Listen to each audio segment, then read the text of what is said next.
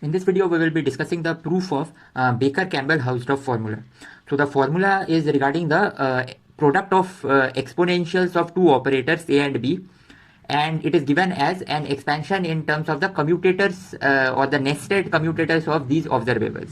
So the exponential term, it continues further, but we will try to derive a few of them. So for deriving this formula, this Baker-Campbell Hausdorff formula, we have to first work with derivation of a different formula, which is also a relation of these operators and exponential of operators, as I have shown here.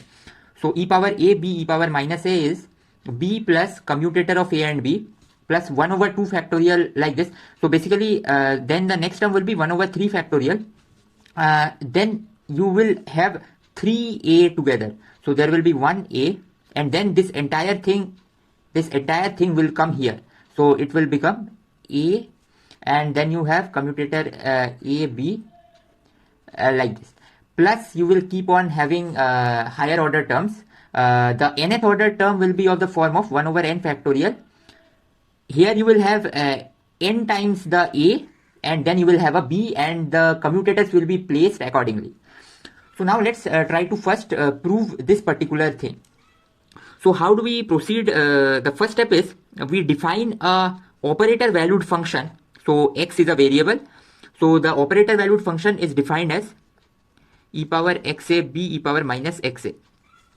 So once you define this, you can also write it as by assuming it's that it is analytic and we can perform a Taylor expansion.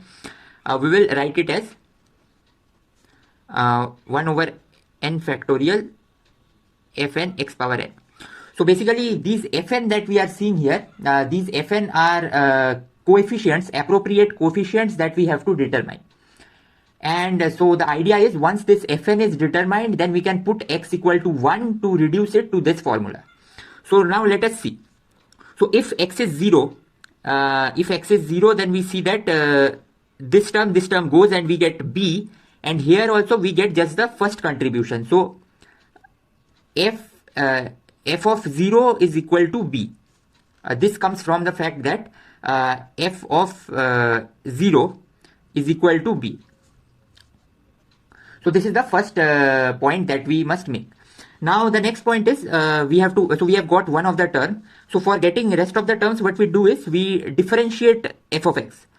So df over dx, from this relation, we will use the chain rule here. So it will be a e power xa plus e power x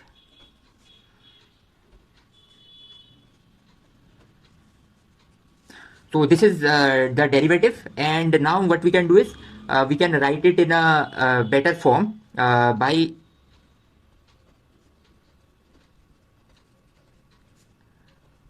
like this. So this is df over dx, but df over dx can also be obtained. It can also be obtained from let's see. So now here you see as a and e power xa commutes, we can take these exponential inside this, and what we will end up getting is that it is nothing but commutator of a with e power xa b e power minus xa. This is equal to commutator of a with f of x. So also we can get df over dx from this Taylor expansion by taking the derivative with x power n. So df over dx is also equal to let us see. So it will give me n in down. So I will get n equal to 1 to infinity 1 over so the n minus 1 factorial f of n x power n minus 1. So this is also the derivative df over dx, but this derivative and this that we obtained here are same. So what we can write is this is equal to commutator of a with capital F of x, like this. Now what we can do is we simply plug in the Taylor expansion of f of x that we have written here. So that becomes summation factorial, and what we see is we get commutator of a with fn x power n. So now what we do is, in this point we do a variable change. So the steps are a bit mathematical, but to understand the proof these steps are necessary. So what we do is we change the variable n going to m minus 1, or in other words, when n is 0, m is 1, so that this summation starts with 1 to infinity, same as this summation here. So this will then be equal to summation over m equal to 1 to infinity 1 over m minus 1 factorial, and then what we will have is a and f m minus 1 x power m minus 1. This expression is exactly should be equal to this expression that we have here. So now what we need to do is we need to just compare the terms of these two expansions. So comparing the terms, we see that fn is equal to commutator a f n minus 1. So I have renamed the variable m as n. So this is the first important point, and this point will be sufficient to prove this formula that we have shown here, this below one. How it will be is easy because of the recursive relation that we have obtained here. So you see now f1 is a comma f of 0, that is nothing but a comma b, and f2 is a comma f1, but f1 is this, so it is a comma b. So now you see these terms, this f2 that we have obtained or this f1 that we are getting now, these are exactly these terms that we have here. In other words, we can plug in these f1, f0, f2 in this expansion here and write the entire form of f of x. So f of x is written as, let us see, so f of x is written as summation over n 0 to infinity 1 over n factorial fn x power n. It is nothing but first term is f0, that is b, plus the next term is f1, that is a comma b. Then we have 1 over 2 factorial f2, that is a comma b, and then the higher order term. So this is what we get as the expansion. So now we see, if I put x equal to 1, so f of 1 is equal to, from here f of 1 is equal to e power a b e power minus a, which is further equal to, so it is further equal to b plus ab plus ab plus like this. And hence we have proved the second formula, which will be an important formula for proving the actual Baker Campbell Hausdorff formula. So one important point is, if this order is changed, like if I have e power minus a b e power a, what will be the expansion of this thing? It can be understood by putting x equal to minus 1 here. So if I put x equal to minus 1 here, it is like this same expansion as here. So that is nothing but b plus, the minus can be put inside to change the commutation relation, then that is b a x, but x is minus 1, so this much, plus 1 over 2 factorial x square doesn't change anything, but I can change the commutator 2 times to write it as b a plus like terms of this term. So this is one of the important formula again. So now after we have done till this much, now we will consider one more kind of an operator valued function. The most of the part of this proof is with dealing with these kinds of small tricks. So let us perform one more trick. So now we will consider this particular derivative relation. So here a is an operator and it is a function of x. So a is a function of x and this is the derivative that we need to compute. So to compute it, we can do a Taylor expansion of this particular exponential that gives us 1 plus a plus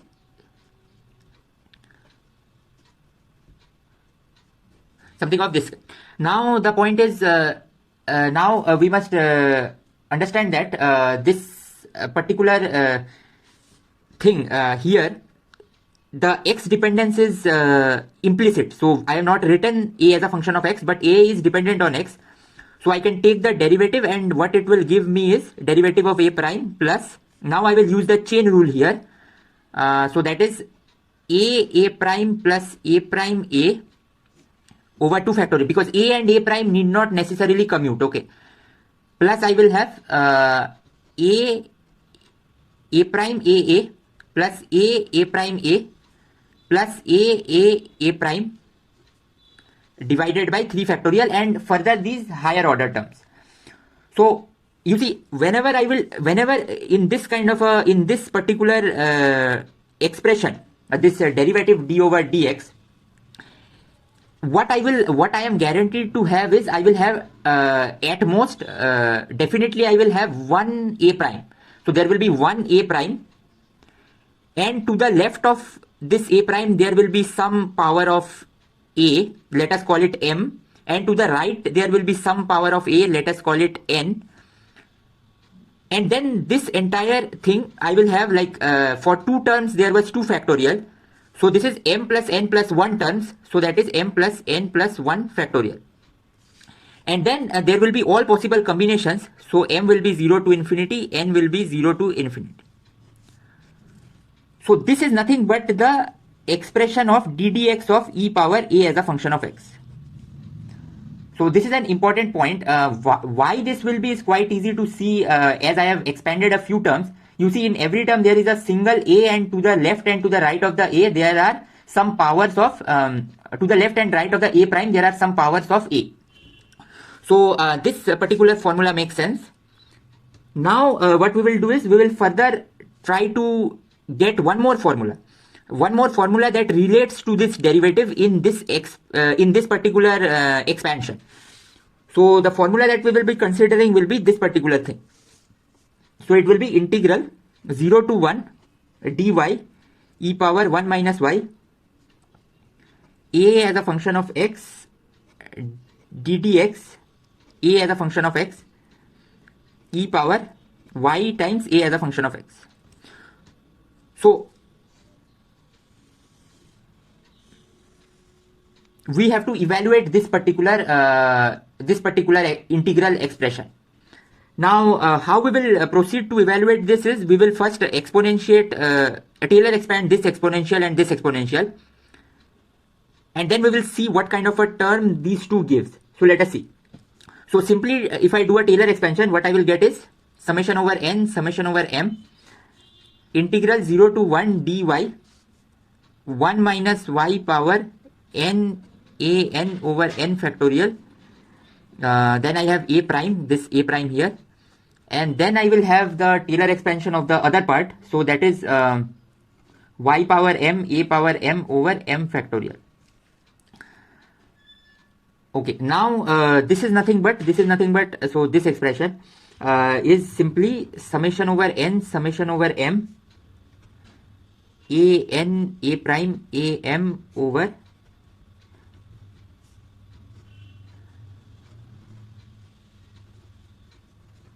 this particular thing. Now you see, we are getting these summations like we had obtained for this expression, this star expression, but we are not completely getting the entire form. So the entire form will be obtained once we try to expand this particular integral. So the result of this particular integral can be obtained by using Laplace transforms and convolutions. So let us obtain that result first. So you see, consider 2 functions, f as a function of t equal to t power a, and g as a function of t is t power b, a greater than equal to 0 and b greater than equal to 0. Then the convolution is defined as f star g as a function of t. So this convolution is a function of t that is built out from these 2 functions. This is built out from these 2 functions, and how exactly it is built out is given by, it is actually defined by this prescription, that is from 0 to t f of y and g of t minus y dy. Now we will just put the values of f and g here. So this is 0 to t y power a t minus y power b, and then we have dy. Now to solve this, what we will do is we will first do a variable change.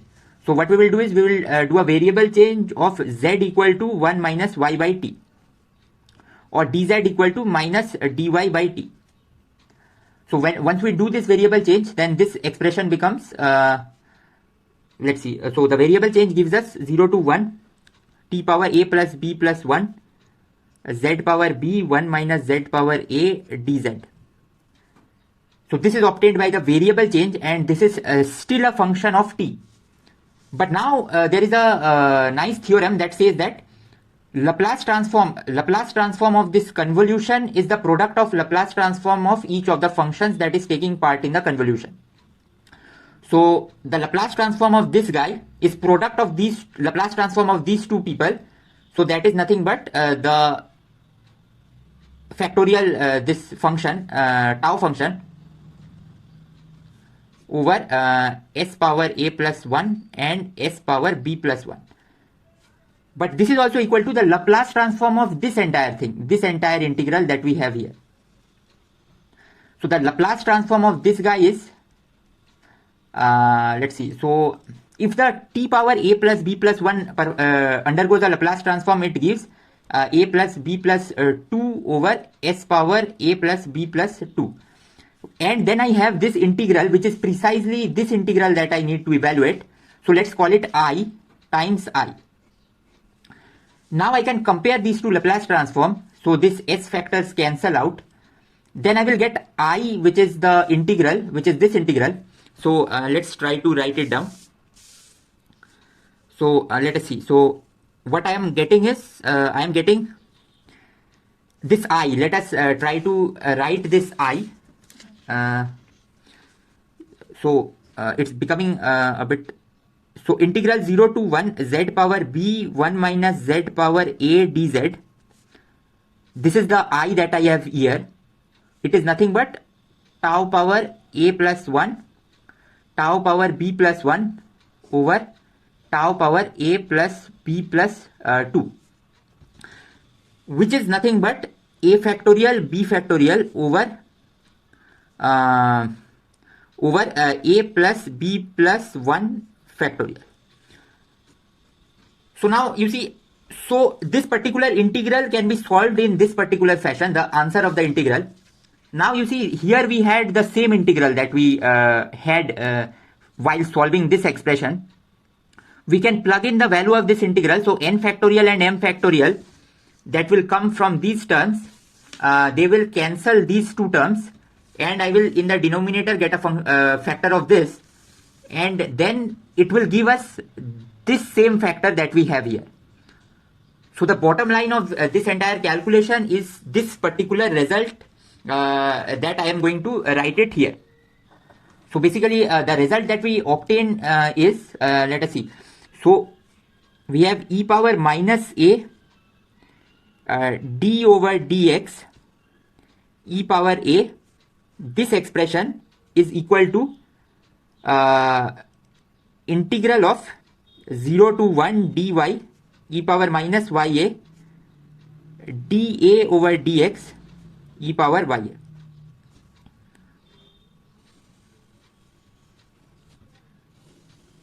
So we have obtained this particular expression. How did we obtain this? As I said, so ddA of x, this is equal to this expression here. Now we can multiply on both sides of this expression by e power minus a. So you see, these two expression, this expression and this expression are equal. Now if I multiply on both sides by e power minus a, I will get this particular expression that I have here. Now what we can do is, now we can write it as, we can further simplify by using, so this is nothing but 0 to 1 dy e power minus ya a prime e power ya, which is nothing but a prime plus half a prime a 1 over 3 factorial a prime a with a plus the higher order term. So this, in this case, we have used the second formula that we proved in the previous part of in the first part of the video. So after this, now we will consider still one more kind of a function, one more operator valued function to be precise, that is, consider f tilde of x, that is e power xa times e power xb. Now this, if I put x equal to 1, this is exactly the left hand side of the BCH formula. But this is also equal to, I will write it in the form of e power g of x. So this is something that I am defining, and g of x can be expanded. G of x can be again expanded in terms of its coefficients and the in a form of a series that is going from n equal to 0 to infinity gn x power n. But now you see, if I put x equal to 0 here, then this side is 1, and if x is 0, then I will get e power g0, that is equal to 1. So g0 equal to 0. So it essentially starts with n equal to 1. Now what we will do is, once we have written this much, now we will see, we will take a inverse on both sides of this expression. So inverse of this is e power minus g, that is equal to inverse of this. So ab whole inverse is, so b inverse a inverse. So that is e power minus xb, e power minus xa. Okay. Now what we will do is, we will consider e power minus g d over dx e power g. So this particular consideration is coming from the fact that we have already the formula of this thing here. And the formula of this thing is given in this particular form that I have written here. Now so e power minus g d dx e power g, this can be written as, by using the form of g as e power minus xb e power minus xa d over dx e power xa e power xb. Now we will just use the chain rule. So that is e power minus xa e power minus so e power minus xb e power minus xa, and then I will do the derivative. So it is e power minus it is e power xa times a e power xb plus e power xa b e power xb. So this is equal to, this will cancel, so I will get e power minus xb a e power xb plus e power minus xb b e power xb, but these two can cancel because they commute with b. And finally, this is simply, I can again use the formula from the first part of the video that gives me b plus a plus x commutator a comma b plus x square over 2 factorial commutator b with a plus the higher terms.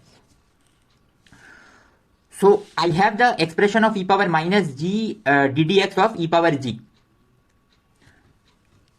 And I also know the expression of this thing is given in this particular form in terms of the derivatives of g. So let's perform one more step. This is this entire formula is also equal to g prime plus half g prime g plus 1 over 3 factorial g prime g g plus the higher order terms. Now from this particular relation, from these two relations, I can extract the coefficients of g in terms of a, b and the nested commutators. And essentially, once I know the coefficient of g in terms of a and b, I can put it in this particular expansion here and then put x equal to 1 and I will get the BCH formula. So the last step is just to expand this entire thing, like the g prime. So let's try to perform this expansion. So g prime will be obtained as it is g1 plus 2g2x plus 3g3x square plus the higher order terms. Then this commutator, half commutator g prime g, this commutator can again be worked out once we try to determine. So we know the form of g prime, that is of this particular form here. and we know the form of G also. So the commutator of G prime G is simply commutator G1 plus 2x G2 plus 3x square G3 with, I terminated the series here with G1x plus G2x square plus the higher order terms. This can be plugged again here. So the basic idea is I will now again try to solve these terms. So this will finally give me a term of the form of this particular thing, G1 with G2, and there will be higher order terms that I am not worrying about. I am already expanding till x square. So then finally what it means is that I will get something of this sort. So b plus a plus x commutator ab plus x square over 2 factorial commutator of b with respect to ba plus the higher order terms. This is equal to g1 plus 2x g2 plus x square 3g3 minus half commutator of g1 with g2. Because I have shown here the commutator of g1 and g2, we have seen that it produces such a term.